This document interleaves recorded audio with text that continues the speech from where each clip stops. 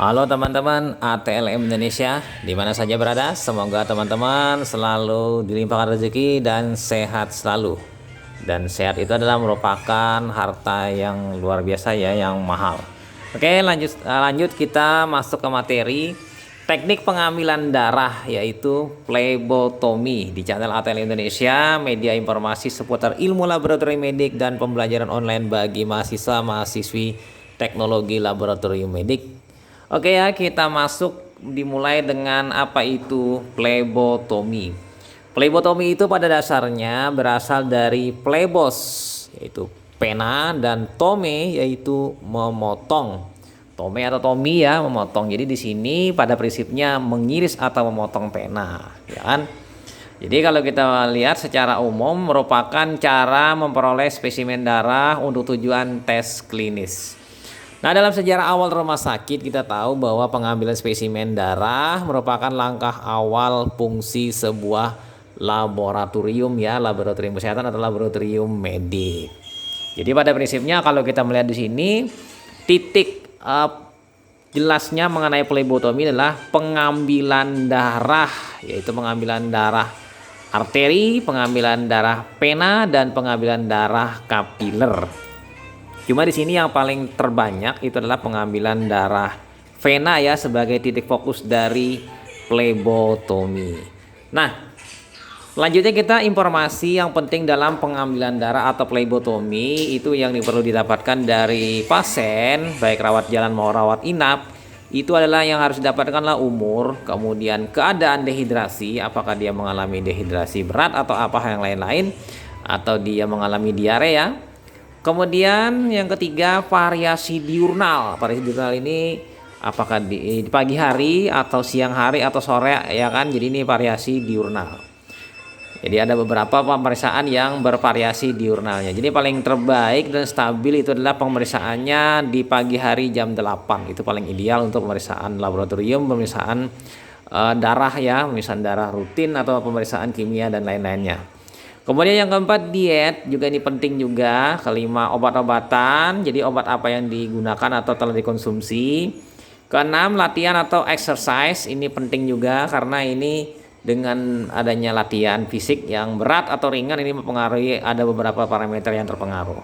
Kemudian yang tujuh, adanya kehamilan, dan pastinya yang terakhir adalah jenis kelamin. Jadi inilah yang penting dalam hal tentang pengambilan darah, yang hal-hal yang berpengaruh terhadap parameter pemeriksaan di dalam darah. Lanjut kita masuk ke persiapan pengambilan spesimen. Yang pertama, permintaan tes. Pastinya ya, dalam permintaan tes itu nama pasien itu perlu, kemudian nama dokter yang meminta tes, kemudian tanggal lahir pasien itu pasti ya. Karena memiliki kekuatan rekam medik yang bagus dari tanggal lahir, nama ya kan, nama tadi nama pasiennya itu dengan binnya atau bintinya. Kemudian tes yang dilakukan ini penting juga, apa saja pemeriksaan yang diminta. Nomor kamar bila pasiennya itu rawat inap ya, mungkin ruang perawatan di mana, kemudian di kamar berapa, dan bednya bed berapa.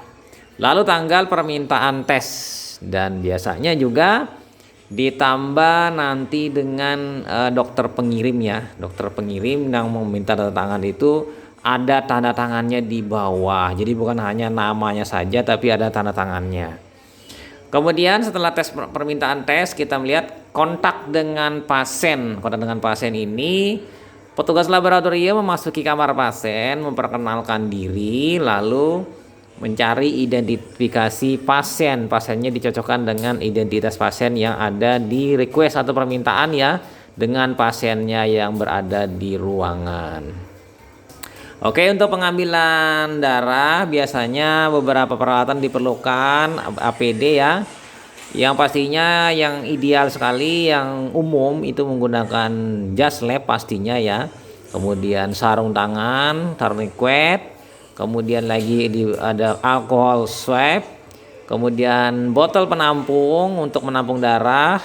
Lalu adanya jarum ya, jarum bisa menggunakan jarum syring atau jarum tabung vakum ya kan, dan atau menggunakan wing ya. Ini biasanya bisa juga dimasukkan dalam sebuah wadah atau kotak yang memang disiapkan kotak tersebut untuk perlengkapan pengambilan spesimen darah ya, seperti pada gambar.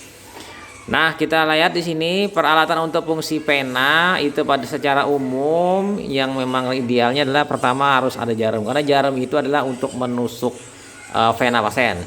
Yang kedua, tabung vakum yang ditambahkan suatu bahan aditif untuk fungsi-fungsi tertentu. Beberapa zat aditif. Yang pertama, antikoagulan ya, untuk mencegah darah membeku, yang ya kan pasti itu ya. Yang kedua, ada juga antiglikolitik untuk menghambat metabolisme glukosa oleh sel darah. Dan yang ketiga, mungkin tanpa antikoagulan, jadi tidak ada zat aditif atau flen ya, bahkan ditambahkan dengan clot aktivator nanti. Nah, untuk tutup tabung dari tabung vakum itu terbuat dari karet dan diberi kode warna untuk menunjukkan ada tidaknya bahan aditif dan jenisnya. Kita bisa melihat contoh merah tanpa bahan aditif. Ini flen, atau mungkin bisa dapat dikatakan itu ada juga yang menggunakan clot aktivator. Kemudian yang hijau itu isinya heparin. Ini heparin ini cocok untuk analisa gas darah. Kemudian yang ketiga, ungu atau lavender, ini adalah berisi EDTA. Sementara biru muda itu natrium sitrat 3,2%, ini untuk faal hemostasis. Nanti kalau yang warnanya hitam itu untuk natrium sitrat pemeriksaan laju endap darah. Sementara abu-abu itu berisi natrium fluoride. Nah, ini untuk pemeriksaan khusus glukosa ya, karena mengandung zat antiglikolitik. Lanjut lagi, untuk selanjutnya teknik flebotomi itu melakukan fungsi vena yang dilakukan, yaitu caranya cari vena yang paling mudah di daerah antikubiti, yaitu dengan cara melihat palpasi ya, perabaan ya kan, bisa melihat sambil diraba palpasi. Setidaknya ada 3 vena yang secara tipikal yang khas sekali berada di tengah daerah antikubital, seperti pada gambar. Ada mediana kubital ya, ada sefalik, ada basilik. Tinggal kita memilih dari yang 3 ini yang paling ideal. Oke ya, jadi di sini kita melihat 3 ini yang banyak digunakan untuk teknik pengambilan darah di lengannya. Jadi ada vena sefalika berada di lateral dan ada vena basilika berada di medial. Jadi ini yang diambil. Jadi begitu ditanya mana yang duluan diambil, ya boleh saja kita mengambil misalnya cubitia mediana dulu ya. Kemudian baru kita boleh mengambil sefalik, atau kita mengambil nanti yang basilik misalnya. Ini 3 tahapannya ya, yang kita langkah untuk memilih pena-pena yang akan digunakan. Nah, langkah-langkah untuk fungsi pena apa saja? Yang pertama, persiapkan semua alat untuk fungsi pena. Yang kedua, pakai sarung tangan. Yang ketiga, pasang torniket. Kemudian yang keempat, tentukan pena yang akan ditusuk. Pastinya ya, tinggal memilih apakah nanti mediana, apakah basilik, atau nanti yang pilih yang satunya ya, sefalik. Oke. Lanjut yang nomor 5, sterilkan dengan alkohol 70%. Jadi disuap ya, melingkar keluar. Kemudian yang keenam, tarik kulit dengan ibu jari tangan kiri. Ini adalah untuk meregangkan. Tujuannya adalah untuk fiksasi ya, supaya tidak bergerak venanya. Lalu tusuk jarum dengan sudut 30 derajat. Ya kan? Kemudian pasang tabung pertama. Ya kan, tinggal nanti memilih tabung yang mana yang duluan sesuai dengan prioritasnya. Biasanya di awal-awal itu adalah menggunakan tabung sitrat dulu. Tapi sebelumnya kalau memang tujuan khususnya pengambilan spesimen mikrobiologi, dia lebih awal. Tapi tidak mungkin disamakan dengan untuk pengambilan pada pemeriksaan ini, karena pemeriksaan untuk biomikrobiologi itu cukup banyak volumenya ya. Jadi kemungkinan untuk terganggunya parameter pemeriksaan dengan nyedot 20 cc misalnya itu akan lebih terganggu. Jadi dipisahkan secara tersendiri saja untuk pengambilan mikrobiologi. Kemudian lepaskan torniket pada saat pena diakses. Lalu nomor 10, lepaskan tabung jika sudah terisi penuh. Lalu masukkan lagi tabung kedua, tabung ketiga, tabung keempat. Setelah selesai, lakukan penekanan pada daerah penusukan. Nah, berarti sudah kita cabut ya, kemudian kita tekan ya, sampai darah tadi berhenti mengalir. Seperti itu kira-kira. Langsung lanjut kita ke fungsi capiller. Ini capiller ini jumlah darah yang digunakan sedikit. Nah, ini dilakukan pada pasien-pasien dalam kondisi keadaan apa? Pertama, luka bakar hebat. Jadi hampir seluruh tubuhnya, mungkin 95% kena luka bakar sehingga sulit untuk diakses pena di tangannya, ya kan, atau di kakinya. Yang kedua, obesitas berat. Ini hampir tidak terlihat penanya atau memang tidak terlihat sama sekali.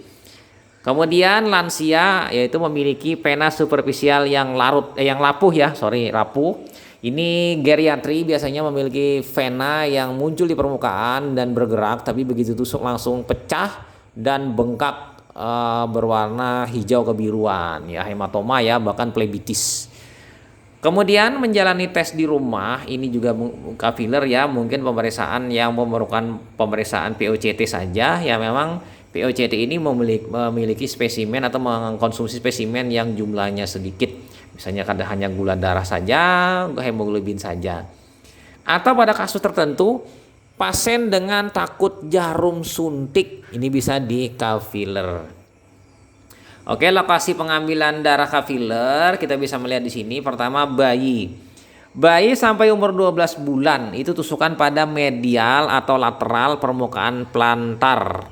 Kedalaman tusukan tidak melebihi 2 mm. Ini bila di bayi ya, jadi bisa mengambilnya di tumit kaki ya. Bisa juga ya mengambilannya atau di jempol kaki. Kemudian untuk dewasa itu pada jari ketiga atau keempat tangan. Itu mungkin jari tengah ya, yang paling bagus. Bisa juga jari manis, tapi terserah saja. Kedua jari ini bagus untuk diambil. Kenapa? Karena jari ini ideal. Jari tengah itu lebih besar dibandingkan telunjuk dan jari manis, itu paling bagus. Jari manis juga bagus.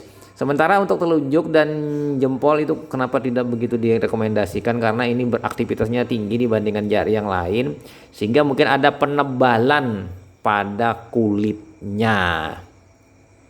Nah, bagaimana langkah-langkah pengambilan darah capiller? Oke, kita lanjutkan ya, masih di channel ATL Indonesia.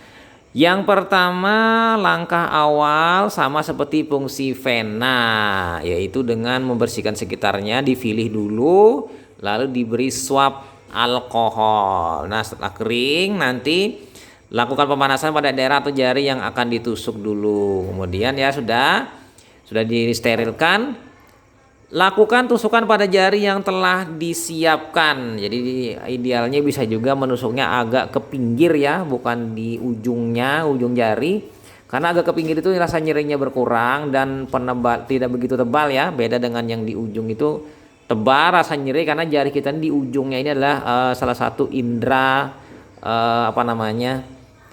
untuk melakukan proses perabaan ya. Jadi di situ lebih peka. Persarapannya lebih terasa. Kemudian yang nomor 4, hapus darah yang pertama menetes ya, kalau mungkin diduga mungkin bercampur dengan alkohol, mungkin apalagi kalau belum kering alkoholnya. Kemudian nomor 5, lakukan pengumpulan spesimen ke dalam tabung apabila memerlukan yang cukup banyak ya. Kalau memang sedikit tinggal dipipet langsung dari jari ya, atau mungkin diteteskan di kaca objek apabila hanya pemeriksaan malaria, filaria misalnya. Oke. Kemudian lakukan penekanan pada tempat tusukan setelah selesai pengambilan spesimen di ujung jari. Oke, lanjut lagi, kita masuk yang nomor 3, fungsi arteri. Arteri ini tempat yang paling sering untuk pengambilan adalah, ini biasanya untuk pengambilan untuk analisa gas darah ya, pastinya ya, itu yang paling banyak indikasinya, yaitu arteri radialis, arteri brachialis, dan arteri femolaris. Jadi 3 arteri ini yang memang digunakan untuk penusukan pada pasien untuk analisa gas darah. Jadi arteri ini menggambarkan memang gambaran oksigenasi, pH, dan gas-gas darah yang lebih teliti ya ketimbang vena atau capiller. Jadi pilihan yang paling terbaik adalah darah arteri.